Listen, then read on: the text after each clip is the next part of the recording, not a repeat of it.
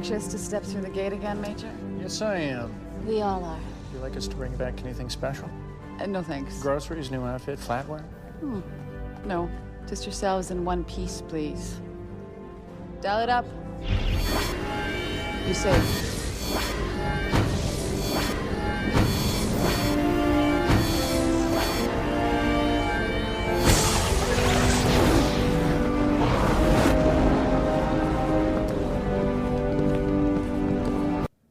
Welcome to the Jumping Puddles podcast.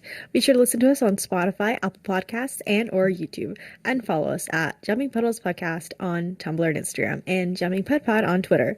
And if you want to support our podcast, please check out our coffee. Hi, I'm Sam, and with me are my fellow co-hosts Tor and Ash. Hey. Hi. While attempting to rescue Major Leonard and his team, Shepard and Ronon are influenced by a wraith machine that gives them strange hallucinations. Dun dun dun. Was that not good? That was bad. Terrible. But It sounded good in my ears. welcome to... Oh, really? Yeah. Oh, yay. Hopefully on my recording it's pretty We're going to good. say it was great, actually. That was perfect. Welcome to episode 9 of season 3, Phantoms. What a title. This is an episode that we like. Yes. Yeah. Yes. I love a good murder mystery. And it had like the murder mystery vibes, so that was fun. Literally. Sorry. I don't know. I just made me laugh. Just pictured all the dead bodies. Like, who did it? We must explore. Yeah, another great spooky ep. Even though like there's no quote unquote like monsters or like your usual villains. It's just all in your head. Ooh.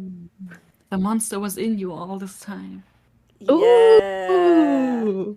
Which is my favorite because it says so much about what's going on in the minds of our characters, our beloved team on this show. And I think we learned a lot about a few of them.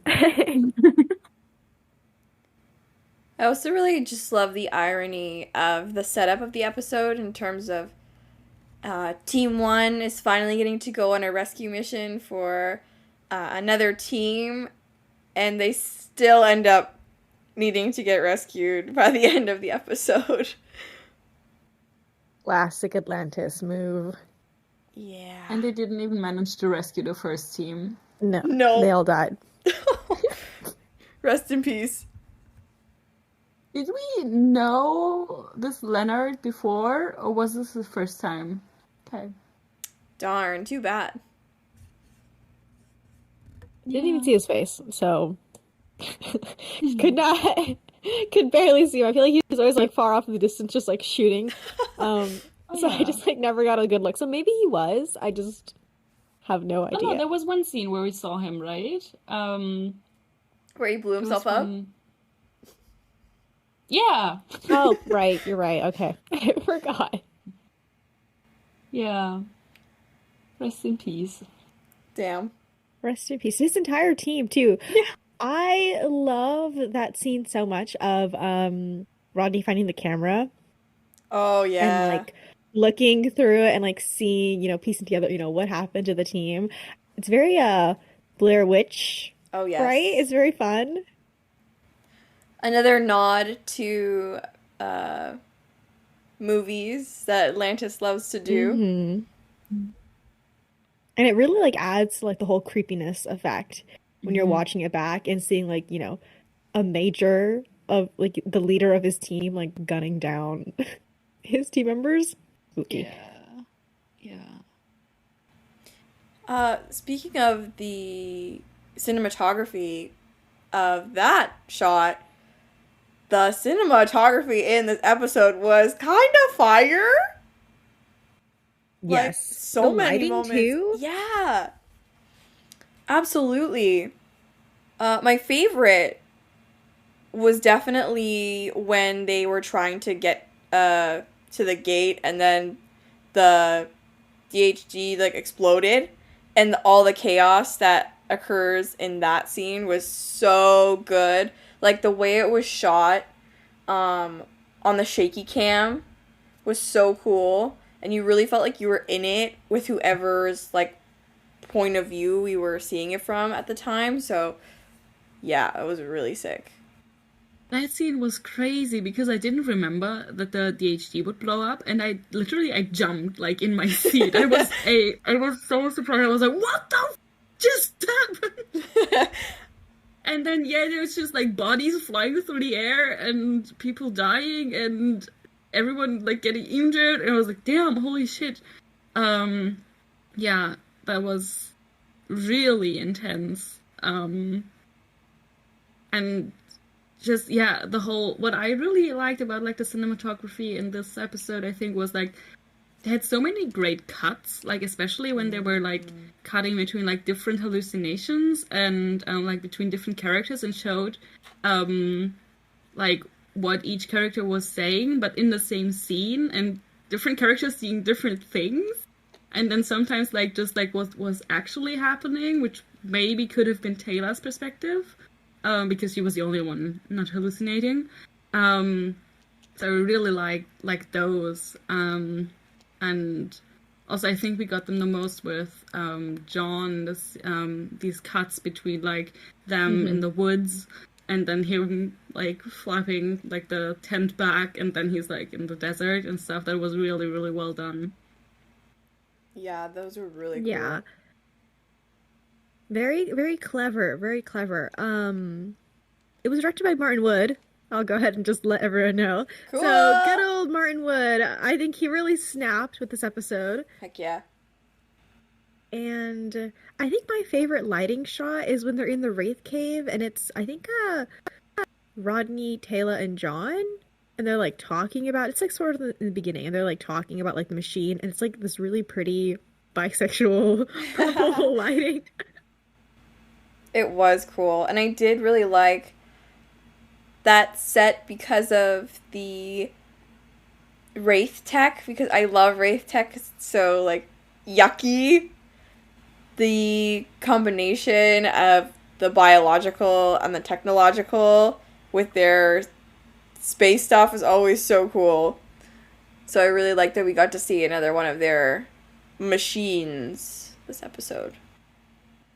Yeah, I love the organic vibe, and also the fact that I was a little bit confused by like the story and what the Janai had to do with like everything and why they suddenly popped up again, but the Janai like fucked up a little bit again. And that they mentioned like the Janai tried to do something with the device and then they heard it or something and it grew back. And like the idea of organic technology is so fucking cool, and the fact that they now can't, like, it was protecting itself and now like they have more difficulties to shut it off. That is so cool.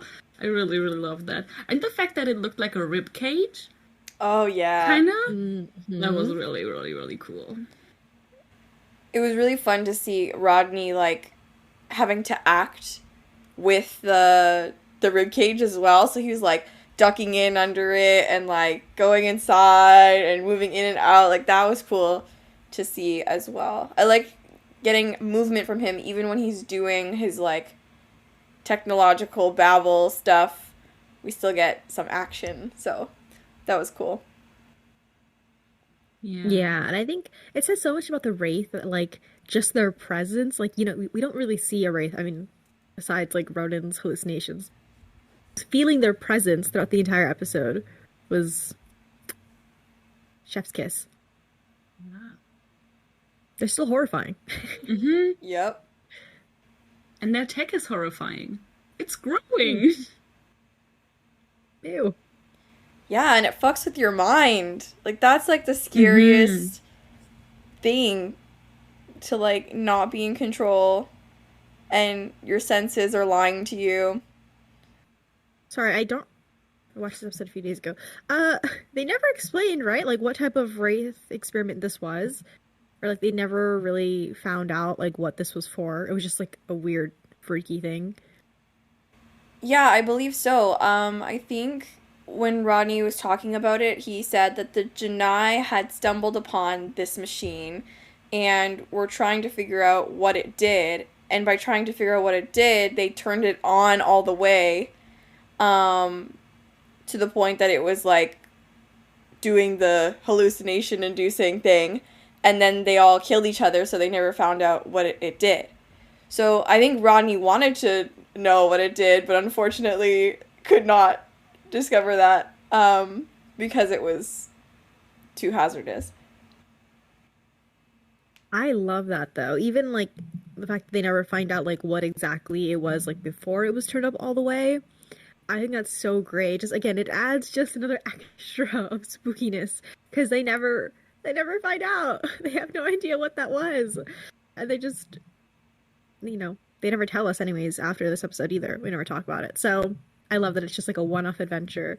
That just reminds the audience, the viewer, that like the Wraith are terrifying in different ways as well. Yeah, I noticed that this is kind of a standalone episode, and I really enjoyed it. I think, I don't know, it's just an episode you can watch, maybe, like, yeah, if you don't want to dive into, like, the whole thing right now and just want to, like, I feel like it's a good episode to watch on Halloween or something. Yeah. Exactly. And you get the added bonus of being a team episode. Yes, absolutely. In all senses. Mm-hmm. Yeah, Carson joins the gang on one of his like rare outings. And I think they balanced the characters pretty like decently well, I would say, which is like shocking for Atlantis. Yeah.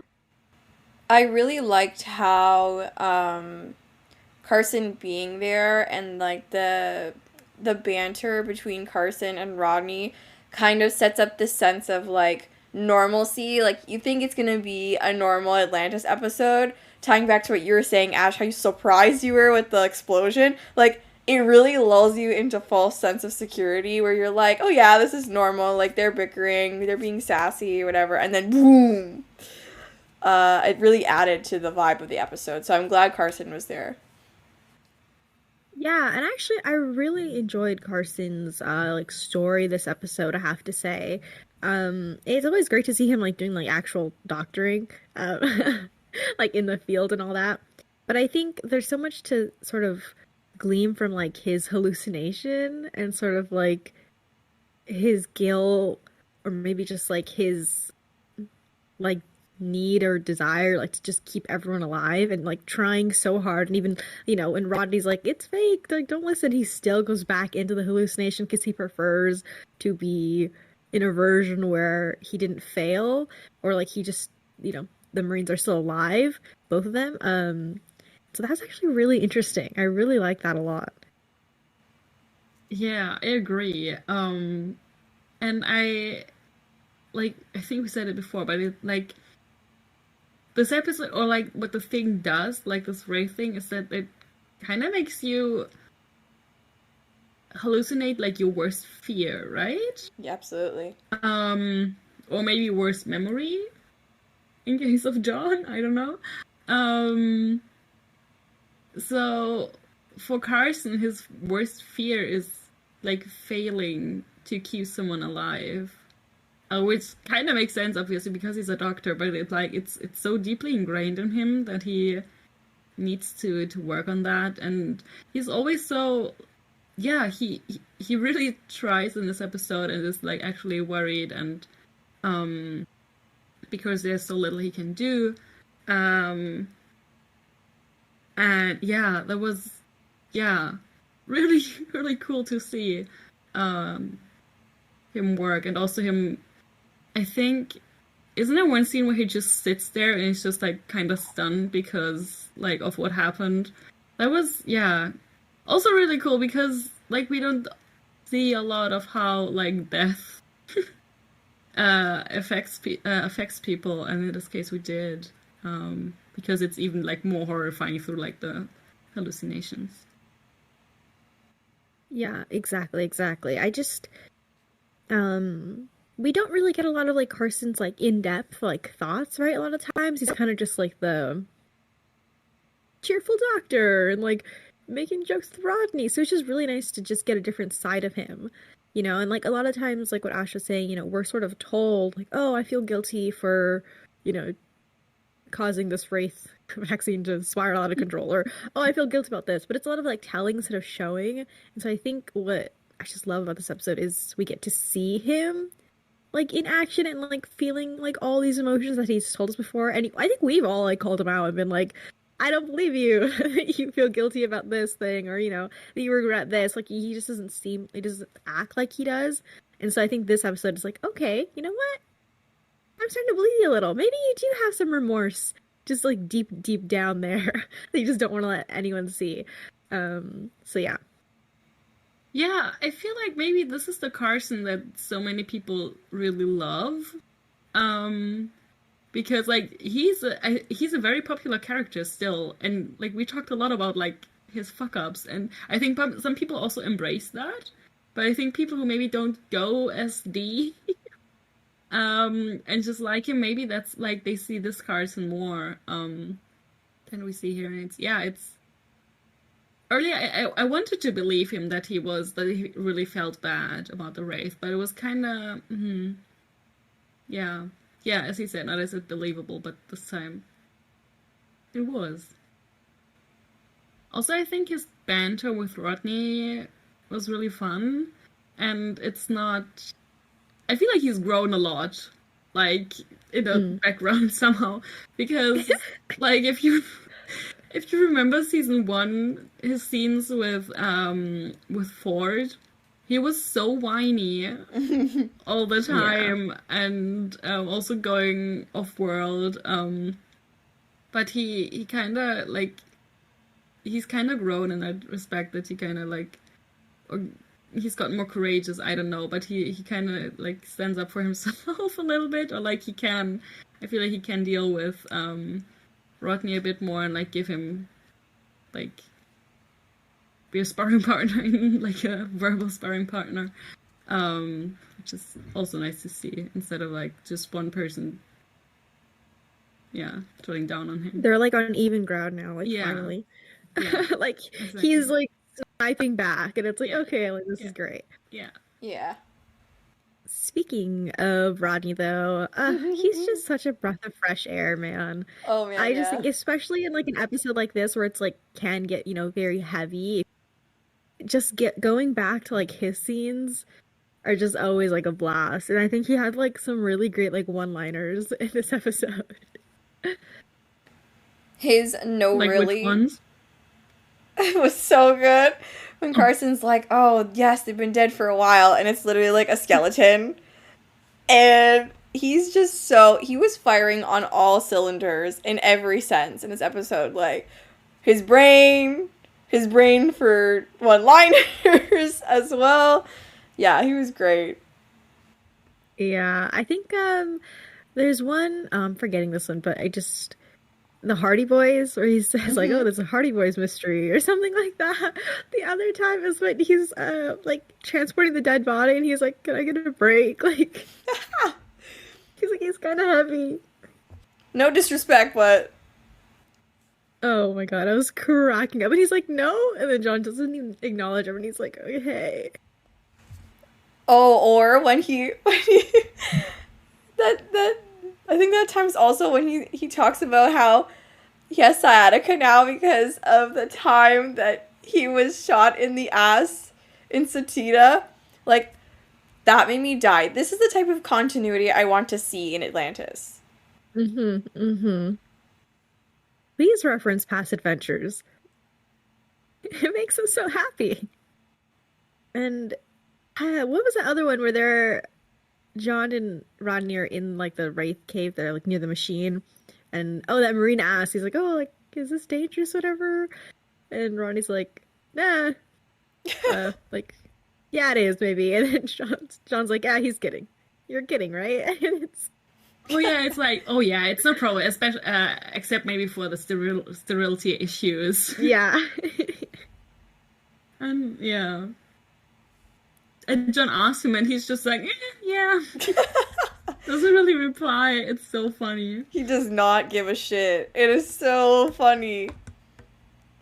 I love how when the science is more interesting to him, even though he's such a scaredy cat, like normally, he doesn't care about the danger. He's just like, I want to figure out how this works. Like, I want to figure out what this thing is doing. And I don't really care if it's going to cause me to never have children in the future.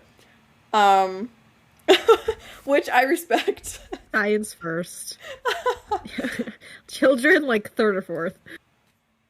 Also, another bit of continuity is that he, like, misremembered one guy's name. And then he was like, oh, why is with me in names? And I was like, oh, yeah, he's still terrible with them.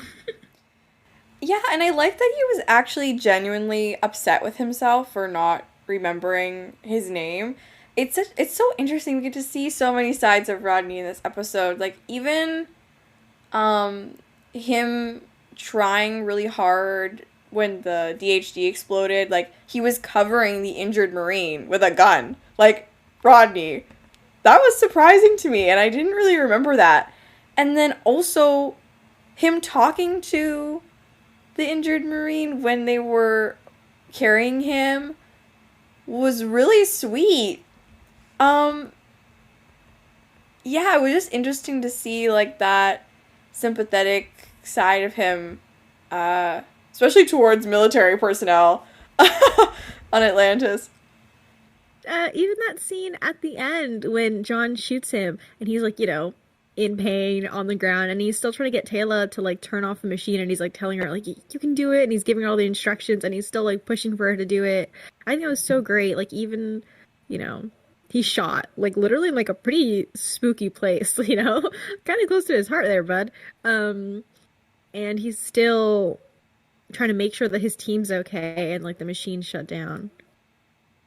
That scene was crazy. I felt like everything, like, all his, like, shells, all his layers were stripped away. I mean, just the, like, bare Rodney, like, at his, like, core. And yeah, it's him trying still to save his team. Yeah. Which is crazy, yeah. I love Rodney and Teyla in this episode. Like, I love them.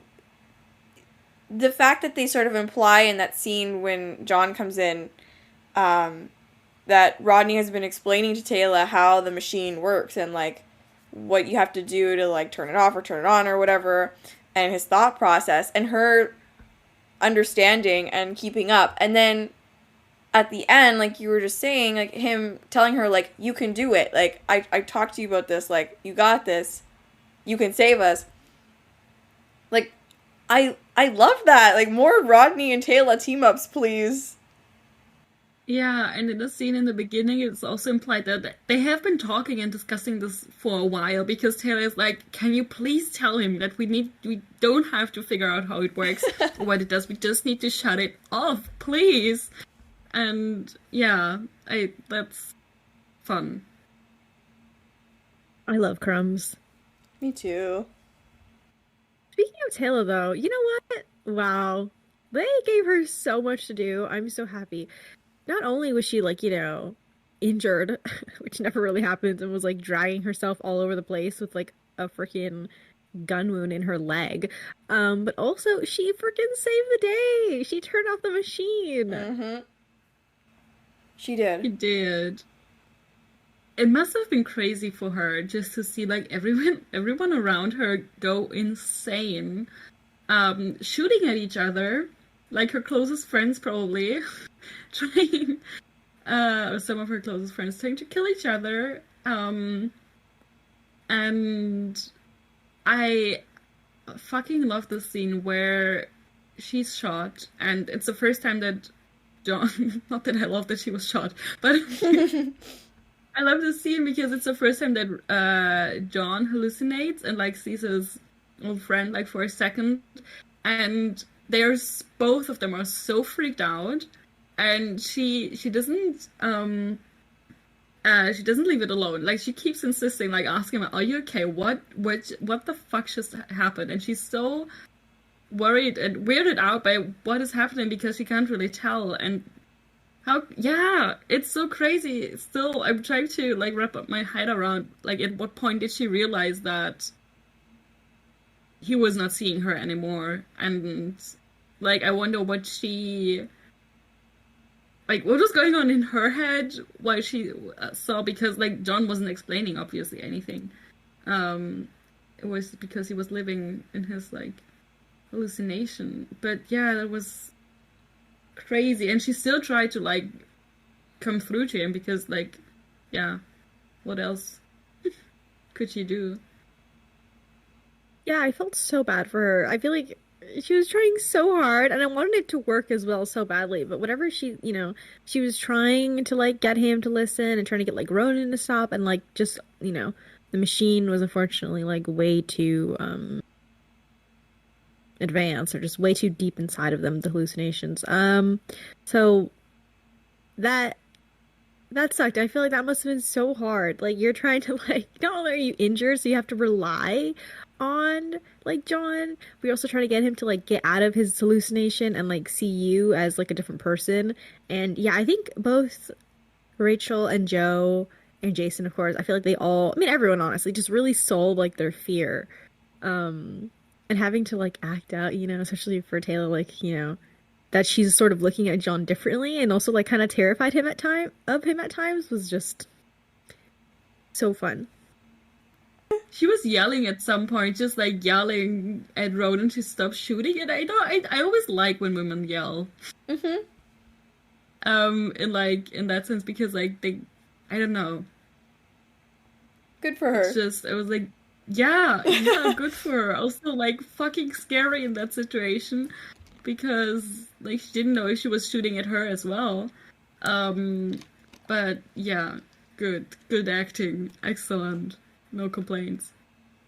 Hey, and that's something we've talked about, how Teyla always gets kind of pinholed in this, like, stoic box. And in this episode, we actually get to see her, like, freak the hell out, but still be so cool underneath the fear. So it was, like, the best of both worlds, honestly, for her character in this episode. Like, just great. She was so smart and knows her team so well. Like, she knew John was fucked up, like, right away. She caught on right away. And I just love that one scene where he's, like, hearing the cars, like the Jeeps. And obviously they're not there. And he's like, "Come closer so you can hear." And she does not move from her spot. She's like, "No, I'm going to stay in this corner. Because you're scary right now."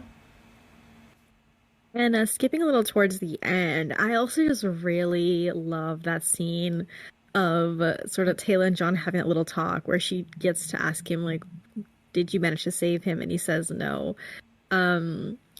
And I think it's so great because I think it brings them a little closer together. And I also think Teyla maybe understands John in a different way, right? Like, John's not going to go around, like, telling people what happened, and, like, why he got that black mark. It's something that, like, you have to either read about it from, like, his file or, like, see it, like, as if it's a hallucination or something.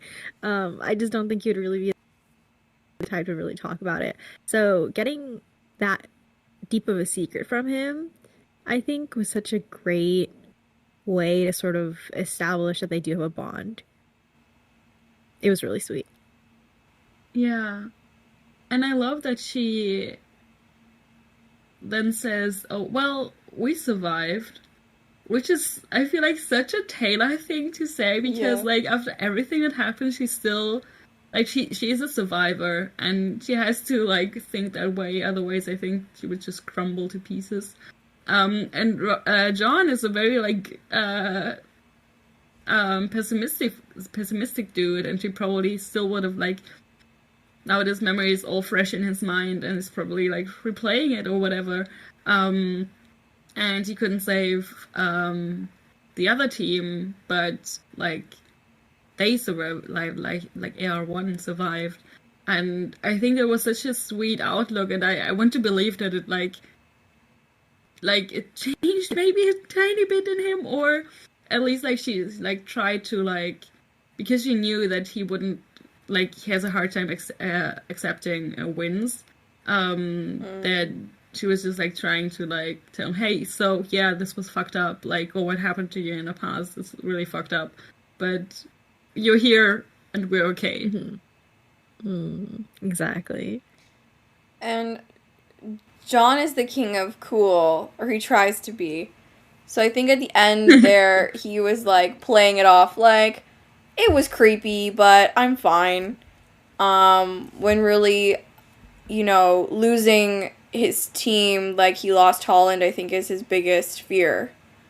And it kind of, you see it in every episode where one of his teammates are in jeopardy. And so her saying that, it really felt like she was seeing him and underneath all that bullshit that he does, which was really special. What exactly is it that we learn about John in this episode? Because I think I'm always a bit confused by like the timeline and by like the past of like what happened to him. And also I have no idea about like military stuff, especially like US military stuff. So I don't really know what happened and what he did and like what were like the repercussions of that. So what happened? So I'm assuming that him and Holland, Captain Holland, I don't really care about their designations, to be honest, but whatever. So I'm assuming that him and Holland were good friends or like buddies or whatever, pals. Any sort of relationship you want to imagine. And they were on different teams. Like, they were in different copters, essentially. Because John is a pilot. So I'm assuming when he was in Afghanistan, it's Afghanistan, right? I think it is. When he was in Afghanistan, he was flying choppers. So I guess this Holland was also flying choppers. So Holland had crashed, essentially, over enemy lines. And I guess Shepard found out about it. And so he was like, well, I want to go and save him. But there were no orders to go and save him. So he was waiting for, no, well, he wasn't waiting, but his team was waiting for orders to go and rescue the guy or not. But they were taking too long. So he was like, okay, screw this. I'm just going to go on my own to save him. So he flew his chopper to go and save Holland by himself without his team. I don't know if that's because they refused to go or because he wanted to protect them. I'm not sure. But he also crashed because of some gunfire. And so his rescue mission was kind of botched from the jump. So yeah, Holland basically says to him, like, you came here, you have no team, against orders. I guess I'm going to visit you in Leavenworth, which is like the military prison, because he's definitely going to jail for going against orders. However, I guess instead of jailing him, obviously Holland doesn't survive. John does. So when he, makes his way back, I guess they were like, okay, I guess we're going to try you now.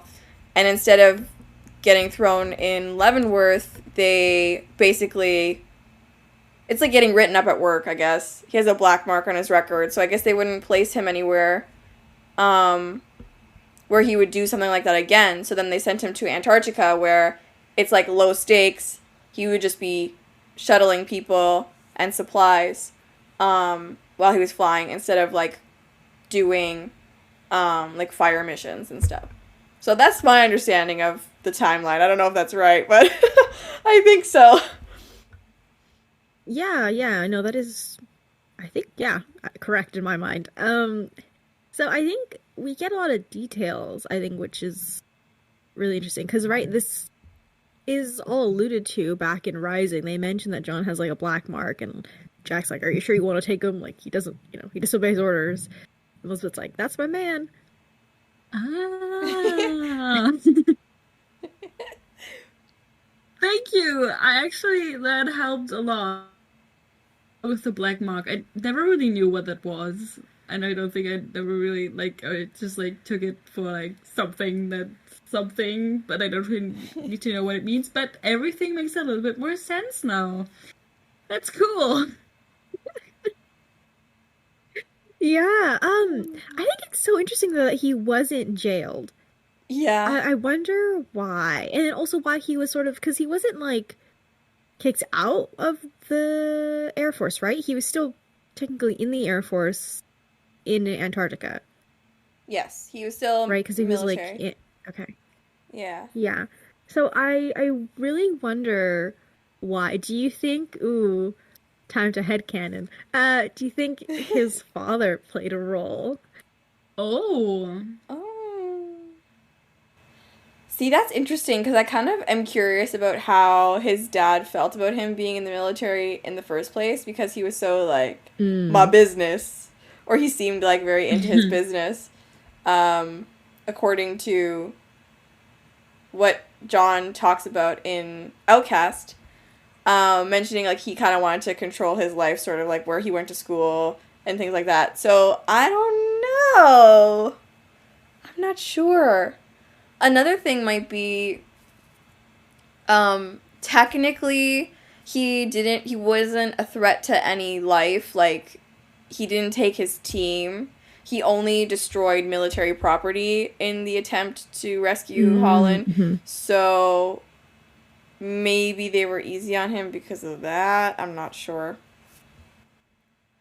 Because at this point, he's still married to Nancy. Yeah, I believe right? so, yeah. And what is she working again? No, she works for his dad's company, or did she work in the government? I don't remember. Let's do a little research. Oh, she worked for Homeland Security. Okay. Yeah. See, I'm just like, I'm connecting dots where there probably aren't dots. Because I also agree that, I do think he probably wasn't jailed because no one else got killed. But I also like to think that, like, Nancy or his father somehow had some sway in it, and they were just like, just send him to Antarctica. Or maybe not, they weren't saying that, but they were just like, oh, just let him off a little easy, and then the Air Force was like, okay, we're gonna send him to Antarctica. But I wonder, too, like, how long of a break did he have? Because he had to divorce Nancy at some point. Yeah, I'm wondering if they were, like, when, like, the divorce timeline. Like, when did they get a divorce? Because Nancy said the reason why they broke up was because she never saw him and never knew anything about him because he was always gone and didn't, like, talk about himself. So it was like, I guess if you're living in Antarctica or working in Antarctica and your wife is in Washington, hell yeah. You're not really seeing each other at all. No. But I should. Oh god, he's so annoying. He's like, laugh. I need space. I'm leaving to Antarctica. I shouldn't laugh, but, like, him emotionally is, like, also the same as him geographically. So, like, I'm just picturing, like, even when they're in the same room together, he's like, might as well be in Antarctica because of how... Yeah. how he is. Annoying he is. So, yeah, I'm really curious. Because how long was he there before... Like, was he there when the whole SG-1 thing happened? Or did he only go after? Oh...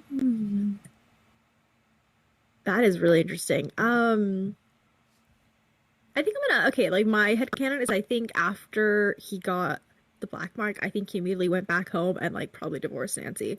I think maybe Or he was she just like, divorced you know him. what? Yeah, she divorced him. She was like, I have my career to think of, bitch. Like, what the fuck are you doing? And then she's like, we don't even talk anyways. And he's like, I'm going to Antarctica. And she's like, I fucking hate you. And so then he left.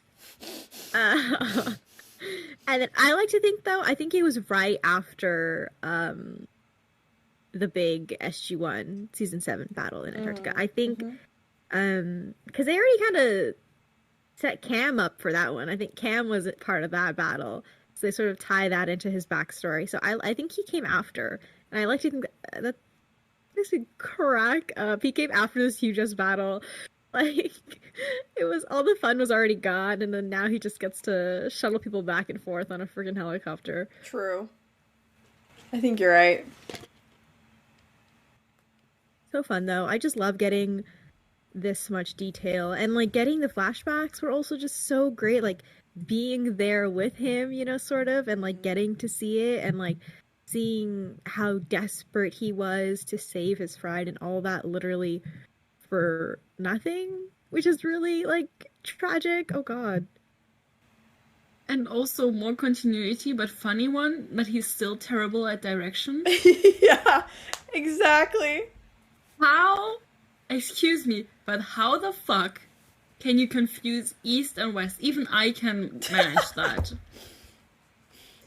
I'm gonna say. I'm gonna take a while, but like, especially if I have the whole day in the desert with clear skies, I'm gonna figure it out. John, honey, what the fuck? And he's a pilot.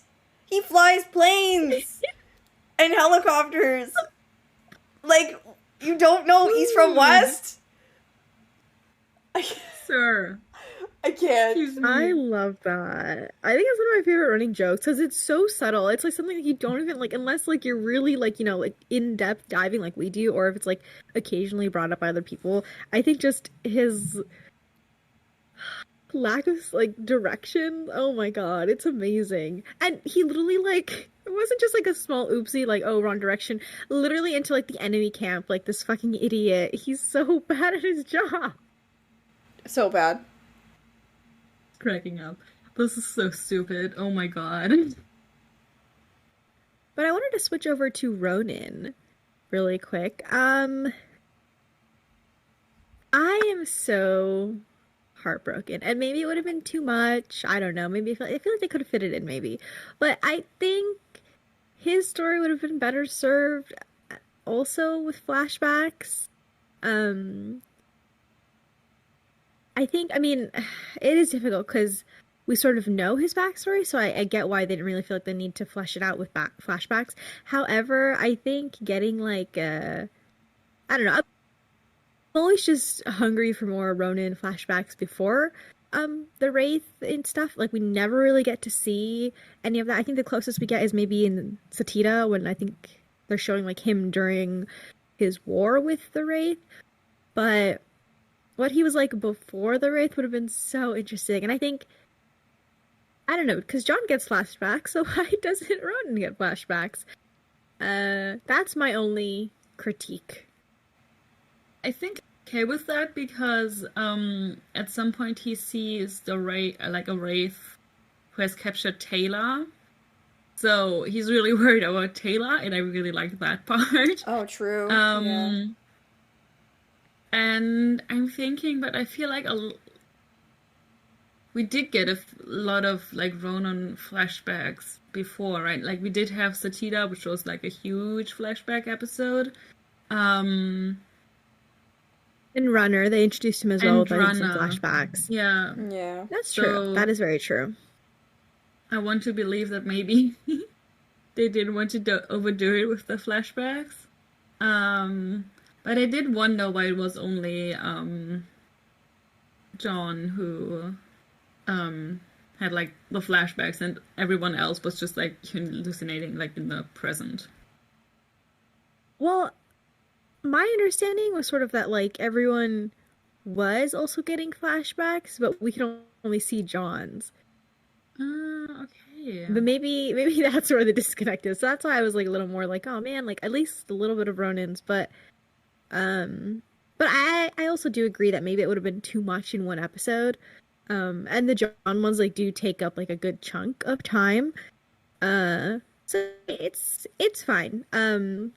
Maybe my critique is just more for the whole show, which is just I wish we could have seen a pre-Ronin flashback. There was one scene with Ronan where it kind of cracked up, and it was when they find the dead team that came before them. And it was only, and then Rodney, I think, finds the camera already, but it's only the background, but there's this dead guy who stabbed the other one, and he's still holding a knife, and Ronan is, like, taking the knife, like, breaks it out of his hands, and, like, looks at it, and I think he probably took it with him after that. I'm like, dude! He has to add to his collection. Yeah! True. That was hilarious, honestly. He's too funny. Well, speaking of Ronan and Rodney, though, I do love their little bickering, especially in the beginning, where Ronan first, is starting to hallucinate, and he sort of hears something, and he's, like, moving around his gun, and Rodney's like, what is it? Like, animal person thing, and he's like, ugh, how many syllables? He's too much. This diva. He was a little diva in this episode. Like, he really wanted John to say he was sorry for shooting him, and he just would not apologize. Or he did, but it was very just like, okay, fine, I'm sorry. That scene, that whole last scene is so funny. I love it. I love it when John is on the phone, basically on the phone with Elizabeth, and, like, explaining to her what happened, and, like, the team, like, especially Rodney and Carson are kind of commenting, and, like, how terrible everything was, and he was like, yeah, it was a bit creepy, but we're fine. And that was so fucking funny. I loved it. And then, when he, just when he thought he was done, they had, like, finished the subject, Rona was like, you shot me too. Like, it's so rare to see John, like, on the back burner, just, like, being teased by the whole group, so it's just really endearing. Yeah. And I feel like, because they have some time now on the planet until the Daedalus gets there, and everyone is, like, out of danger, at least, and I feel like there's, like, when the camera zooms out, like in the last shot, John seems really relaxed, and he's just like, oh, Rodney, just get some sleep. And we don't really see that a lot, I feel like, especially now, like, they're outside, they're off-world, but it was really endearing for some reason, because, like, they were all there, and just having, like, their little fun on Ron's, on John's expense, and yeah, that was I really love that scene. I love the idea that they just take naps whenever they can. Yeah. Like, I think I bring this up in Submerged, what it's called? The episode that we're going to see later in the season, the Teyla episode. Submersion.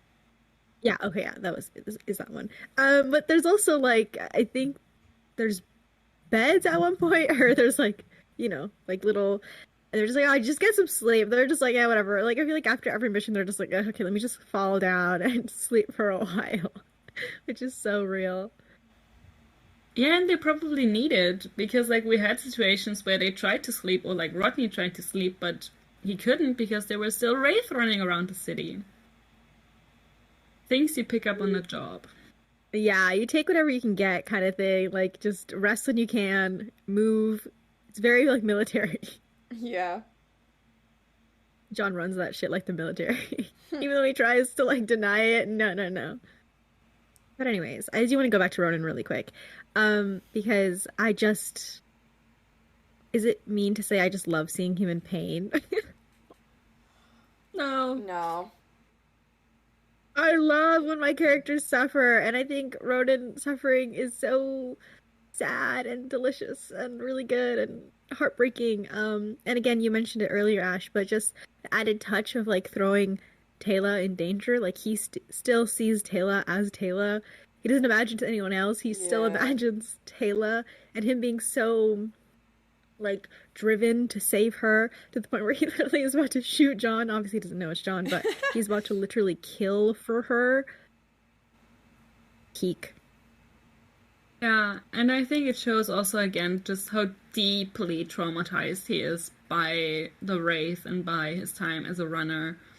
Like he's the first one to kind of start hallucinating, and he sees like this weird not invisible because he can see it, but like this shadow thing that the wraith do sometimes to like confuse their prey. And he's so on edge, like right from the beginning, like from the first time, and then he tries to play it off as like, oh, maybe no, it was nothing. And this poor guy. It's crazy that he still goes out there, and he's still like, but he's still like his instinct is always killing wraith and hunting wraith. And I guess I like that they kept that, because it makes sense that like 7 years or how long he was a runner is a big chunk of his life. And it makes sense that it, even after like he's been on a team for like 2 years, 1.5, that's not that long if you think about it. And yeah, it makes sense that he still suffers. Yeah, he snapped back in like an instant, I would say. I feel like he just fell back into old patterns really quickly, as compared to John, where I feel like John was also kind of freaked out when he first realized that something was wrong. And him and Teyla just kind of look at each other like... And I also just love how, in the beginning, John is so concerned for Ronan, kind of. There's that really quick moment, the second time that Ronan sees the creature or the shadow thing, and John still goes over to him, and he's like trying to see it, and when he doesn't see it, he just like, you okay? It's like really brief, and it's like just like a nice little moment of concern for a friend, and Ronan's like, yeah. John's like, okay, and he just like moves on. Like he doesn't really like make a bigger scene, or he doesn't like ask more questions. He's just like, nope, okay, I'll take him at his word and just keep going. You who didn't get to join on the team stuff? Elizabeth. It is nice, of course, to always just have her in an episode, and I think, of course, I'm not going to complain when we get a scene of her worrying for the team, because it's just like, team, love, bonding. But it just sucks, I think, to sort of have this full team episode and be like, yes, it's finally a team episode, and then like not have her be a part of it. Especially because it's so rare that we get like full team episodes where it's like Carson and Elizabeth are both out of Atlantis and just like on it, another world. So there was a lot going on, so I understand, but damn. Yeah, I guess it's a curse of being like the leader. She never gets to go out. But I was happy that they did show her, and they did cut back to Atlantis, because they didn't have to. There are like episodes where that doesn't happen, where the team is just like out there. But I think I feel like this episode was really well balanced. It was really fast paced, but it, for me, really worked out. And also like, it didn't feel like weird that they cut back to Atlantis and showed like these little scenes of them trying to get her back, to get the team back, or them trying to figure something out or trying to reach them. And it also, like, it wasn't completely separated either, because like there's a scene with the Malp, like not the Malp, but the UAV, and like they're just trying to see something, and then Ronan thinks it's a dart, a wraith dart, and shoots it down. and like there are these connections as well. But yeah, I think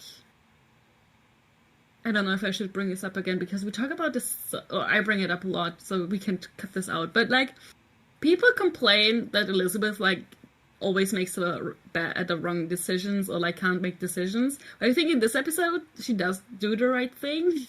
Like, they have a team missing, so they send another one because John wants it. But like, rescue mission, okay, that's valid. That the rescue team doesn't get back to them, so they're like, okay, what are we gonna do? But then she doesn't send another team because she doesn't know what's out there. They're trying different things to reach them and all that. So she does everything that she can, and like, why do you hate her like her leading style? Like, what's I want to know what's your problem? She's so inoffensive that it's almost like just crazy. Yeah. Or it is offensive that like some people really dislike her so much, because it's like, what's there to dislike? She wasn't strong enough in her like positions as I wanted her to be. Like, I wanted her to be like, you know, like, fuck the military, like all this stuff. I wanted her to be worse. Like, you guys, like, she's nowhere near as bad as I feel like people, like, try to make her out to be. Like, oh, she's, like, she doesn't like this, or she doesn't like this, and it's like, okay, she doesn't like it in one episode, and then, like, never brings it up again. Like, what are you guys talking about? It's so weird. I don't get it. Yeah, it does not make sense. I cannot complain about anything she did in this episode. I also got a slight thrill out of her kind of giving Zelenka orders and him just doing what she says and not questioning it, because we get to see Zelenka. Yay. He would never question her. Never. He would follow her blindly. Yeah, number one Elizabeth Stan. Hell so yeah. True. And also I did love that the episode started with a little bit of leadership trio. Yeah. They look sexy. They do. They really do. And on the little bridge as well. Ugh. I just like that every planet is a death trap in the Pegasus Galaxy. Yep. No people on this one, and still. No. Yeah. Yeah. I need them to be fighting for their lives every time they step off Atlantis. And usually they are. But I just feel like the tension and like the stakes in this one just felt so much more impactful to the story, I think. And so yeah, I really appreciate that. Yeah. I have 2 questions to you. Do you think that first question. Do you think that in the end, when Teyla is in the cave after like all the shooting went down and Teyla is like trying to tell John what to do you think he saw her, or did he still see, like, was he still in his hallucination? Because he looked so confused and so, what the fuck is happening? But then he still did it. But then I was wondering, what is he seeing right now? Is he seeing this wraith thing? Is he maybe seeing the wraith thing, but he still sees his buddy? I can't remember his name, I'm so sorry.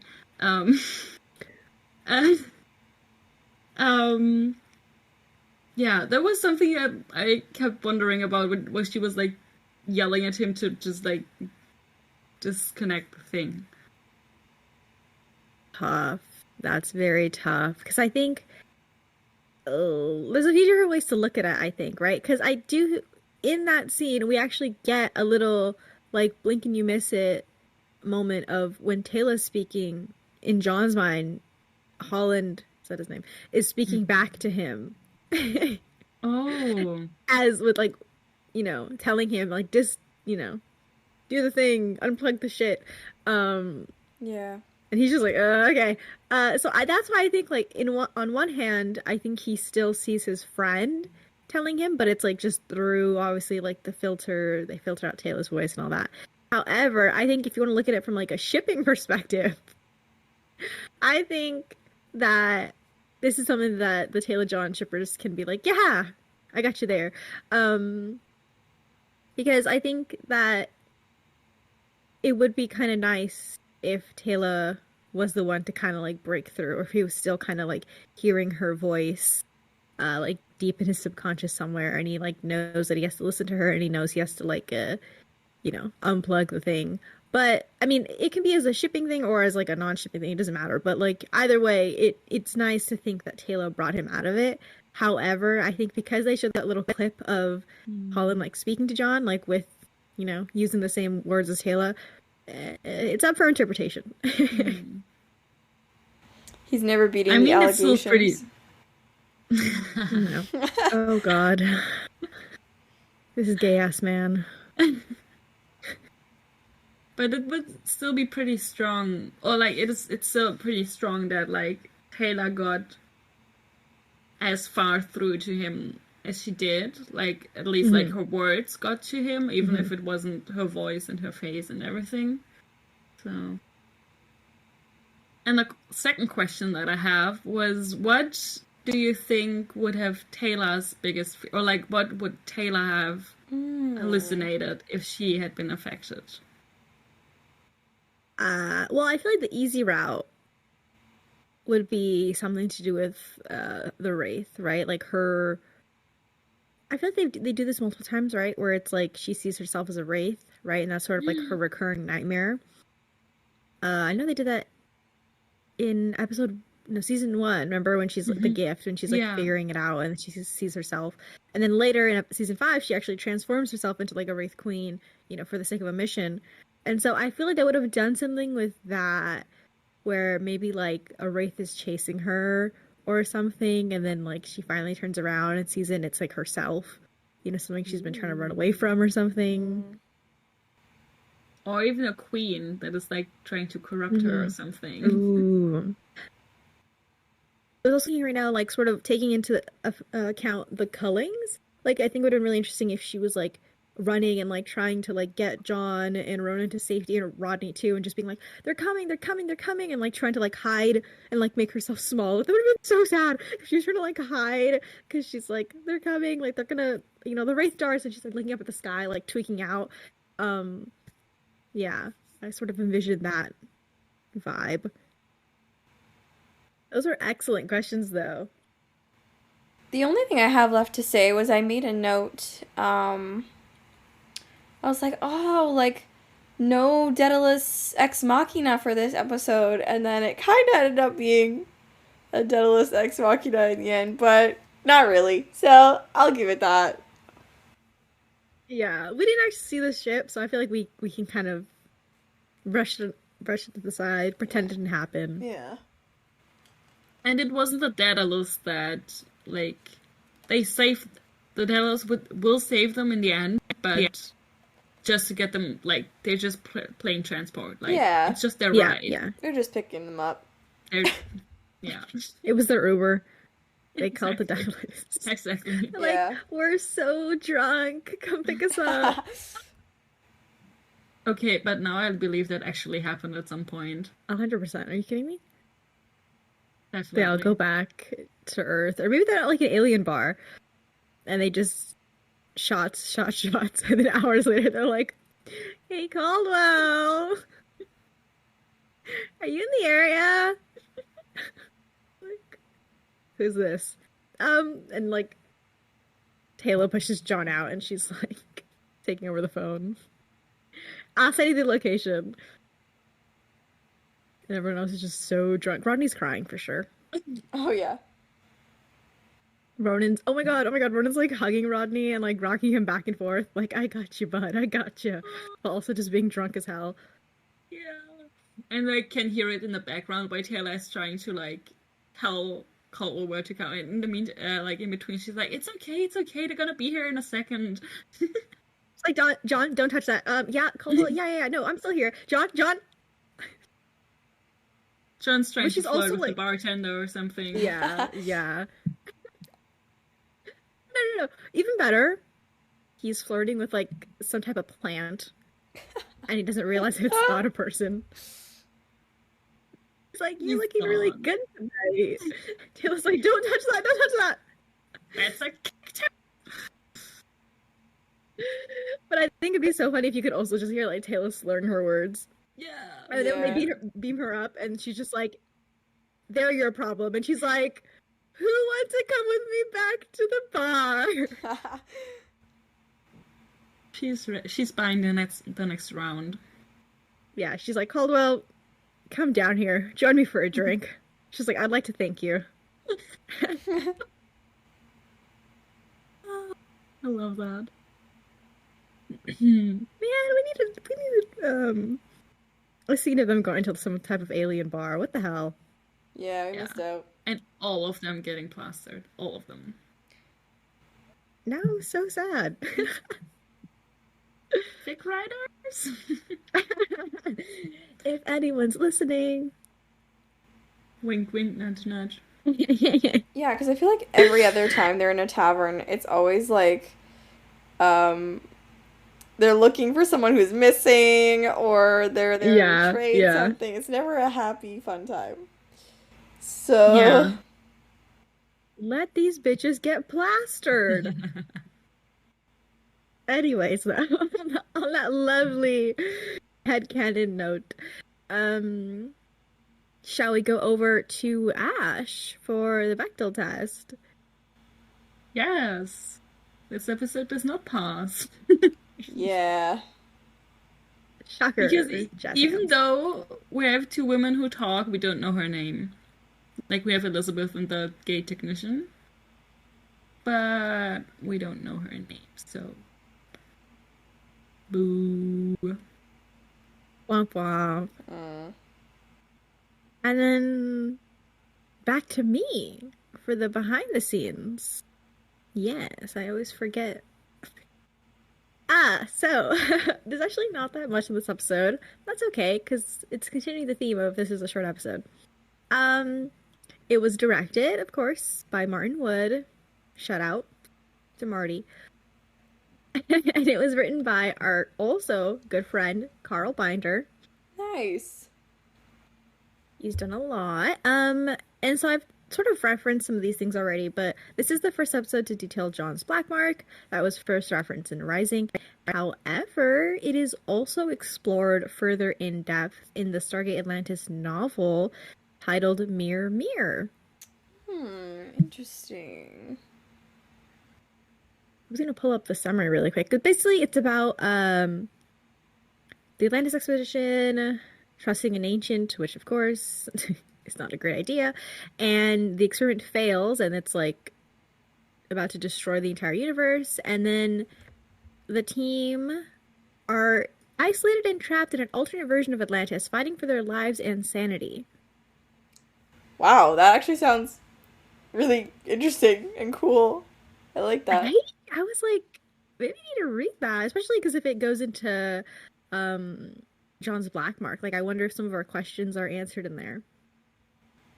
Okay, this next one, bear with me, it's a little confusing. Okay, so the crashed helicopter that John and Holland take shelter in is, I'm not even gonna pronounce it. It's this like French name sounding helicopter thing.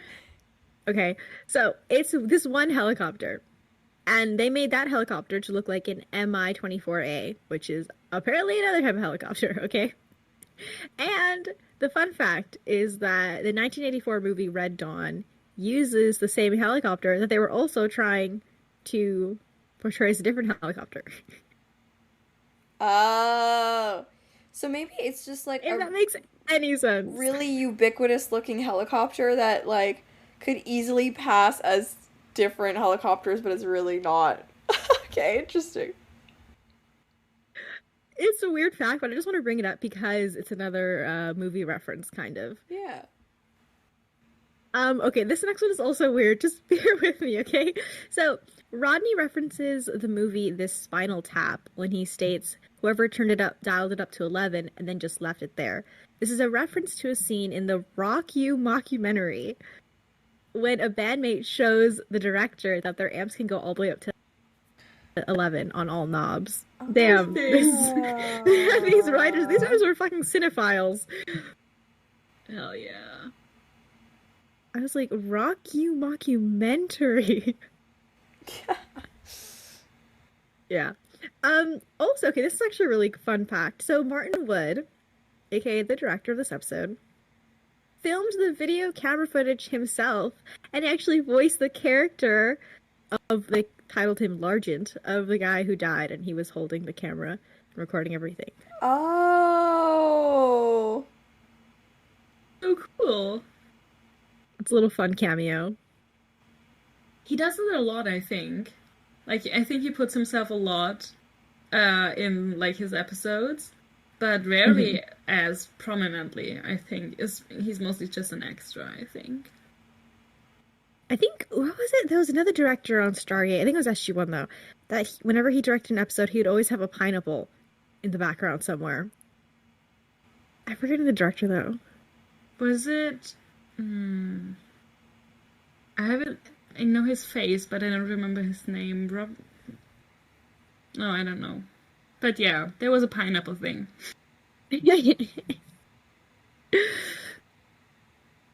And the last we have a little goof. So throughout the episode, apparently John and Teyla's guns are switched from an FPF P90 to a P90 TR, if that makes any sense to anyone. We never would have caught that shit. Let me just put that out there. No. And there's actually some fun titles for this one. So the French is called The Infernal Machine. Makes it sound demonic. I like it.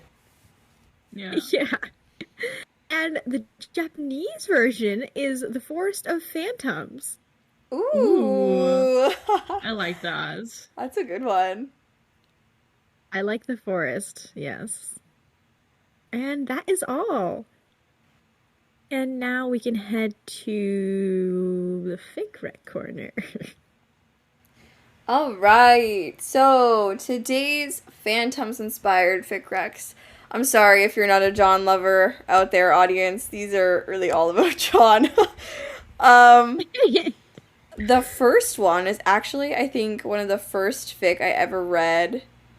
That was an Atlantis fic. And it's one of my favorites also.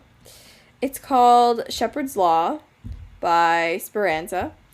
And it's a sort of time traveler's wife scenario set in canon where Rodney, due to alien hijinks, which I won't say because it spoils the ending of the story, is sent back in time to each moment John could have died to prevent it from happening. Starting from when he was a baby and ending just before they met. So in this fic, a good chunk of it is focused on the author's interpretation of why John joined the military in the first place. This mission that we flash back to in this episode in particular, and how that affected John, not only his career but also him personally. And yeah, it's just one of my favorite Atlantis fics of all time because I am a John lover, unfortunately. Each section begins with an epitaph relating to John at each stage in his life, which really just hits like a sucker punch as you get deeper into the story. So really cool structure, really fun. I promise it's a happy ending. Yeah, go read it. Another fic we have is Just Another War Story by Dominica. I feel like I recommend their fic all the time on this fic rec corner, but their gen fic is just so good. It's basically just a fic about John in Afghanistan. Again, the author's interpretation of what he was like, who his friends were, what he did, and how it all ended. And I feel like Dominica's fics are always so well researched. So if you have any interest in this era of John's story and like military fiction, it's very much worth the read. And lastly, we're doing another sort of canon AU story. It's called The Law of Holes by Astifi. So this is sort of an alternate beginning of Atlantis and an alternate meeting for John and Rodney. Yes, it's McShep. Where they meet before they go to Antarctica. Basically, Rodney crash lands, quite literally, in front of a recently discharged John, who's currently living in California. So basically, John helps Rodney get back to the SGC by any means necessary in a fun little road trippy romp. And the story ends where Atlantis begins. So it kind of goes into John's military history and this whole situation and explores what would have happened if John was discharged from service instead of being relocated where he couldn't do any more damage. Wow. I'm obsessed with all those as a John stan, of course. I think I've read a few, but I'm definitely gonna reread them just for more. I don't know. After this episode, I always feel like I want to dive into John's freaky past. His freaky mind. Exactly. And now it's time for our ratings. I feel like this one is low. No, maybe it's easy. I think I can go. Okay. I think I'm gonna give it a 9 out of 10. Because I think it kind of has everything. I think it's very entertaining. It's really fast paced, but not like stressfully fast. It's spooky. It really creeped me out. It really surprised me. It was funny. It had a lot of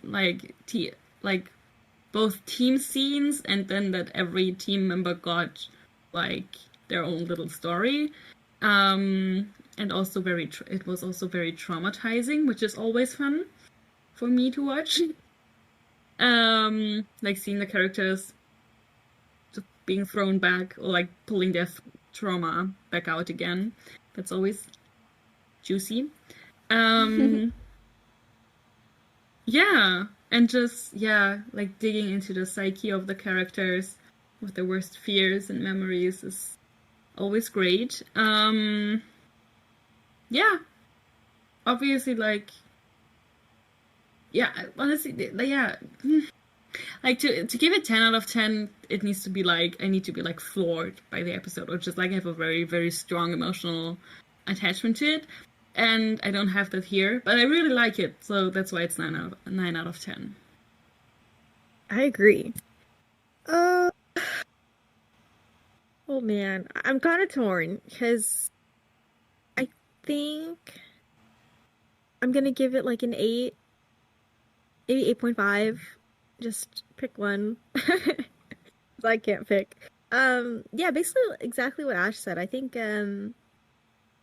there's some really great moments in this episode, and I think what it does so well is balances each character, kind of gives them at least a little moment to shine. It's spooky, the action scenes are fantastic, like seriously so good, some of the best of the entire series, I think.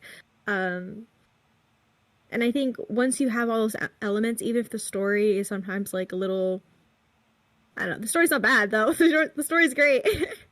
And so yeah, the pacing is excellent. So yeah, there's really nothing really else to complain about. I think it was a solid episode, a very enjoyable episode. And I understand, I feel like this one is quite popular among fans a lot. And I honestly understand why. Yeah, I mean, I'm gonna give it a 9 out of 10 too. I have nothing to complain about this episode. Honestly, I really enjoyed it. It was a great ensemble episode. All the characters, I felt like they had something to do and something to say about their life. The acting was just really good in this episode. Everyone was really being the best version of themselves and their character. I like you were saying, Ash, love when they dig up past trauma and use it as a way to explore why characters are the way they are, and this was such a fun and interesting setup to do that. Yeah, I want to give it a 10 out of 10, but like I feel like there are episodes that I do enjoy more than this one, but this one is really up there. So I'm going to give it a 9. Yeah, I think it's like the lack of like emotional, I think, connection just to like the episode. Yeah. Not they're saying, I'm not saying that there's not enough emotions in the episode, because there are a lot of different emotions. It's just, yeah, I'm not like super connected to it personally, but it's definitely like a great episode. And it's like a very rewatchable episode. I think it's like a very like self-contained story, and you can just like, yeah, like Ash was saying earlier, just put it on and just like have a nice 45 minutes of your life. Yeah, exactly. Well, you know what that means? Next episode is officially the halfway point of season 3. Holy bee. My God. We made it, y'all. We made it. That is crazy. Exciting. Oh, what do I say again? Oh my God, every time. So, be sure to check out our description box for everything we've talked about. Okay, let me start over. So, be sure to check out our description box. I keep wanting to say link down below. There's no link. There are multiple links. What am I linking? Well, yeah, okay. Like for fakes and stuff. Yeah. I don't know why I keep wanting to say, I'm just going to say check out the description box. Yeah. There you go. So, check out our description box down below if you guys want to see where our fics are all linked. And you can also see when we post new episodes on our official Jumping Puddles podcast accounts. And you can also find our personal accounts so you can see what we are up to nowadays and what fandoms we are currently in. Thanks for hanging out with us today. Bye. All right, you clowns, listen up. I don't often get a chance to say this, so savor it. Good work, boys and girls. Let's go home.